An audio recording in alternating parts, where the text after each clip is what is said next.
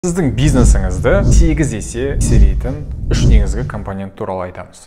Парақшаға тіркеліп қойыңыз, келесі видеоны жіберіп алмаңыз. Ең бірінші компонент бұл сіздің трафикті көбейту.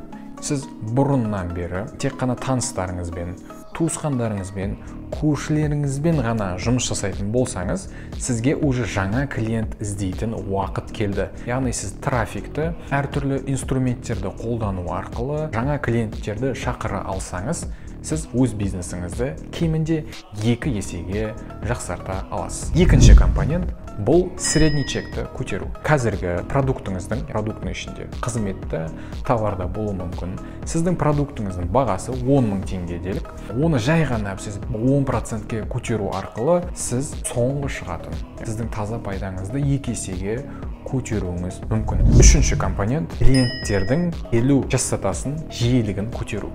Сіз өзіңіздің продуктпен жүретін нәрселерді ұсынсаңыз болады. Мысалы, маркетингте апсейл, даунсейл дейтін нәрселер бар. Сіздің продукттен қымбат апсейл, сіздің продукттен арзан даунсейл нәрселерді ұсынып, бұл нәрсемен комплектте жүретін немесе сол нәрсемен бірге қатар қолданатын нәрселерді клиентке ұсыну арқылы сіз бір адамнан көбірек продажа жасай аласыз. Барлығын егерде көбейтетін болсақ, трафикті 2 есе, чекті 2 есе, частотаны 2 есе көтеру арқылы сіз 8 есе өз бизнесіңізді көтере аласыз.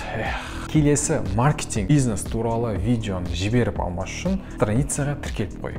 Өйткені мен келесіде мысалы қалайша 16 есе көтеруге болатын туралы айтсам, сен қалып қойсаң мысалы. Қалып қоясың, конкуренттердің бәрі дамып жатады ғой.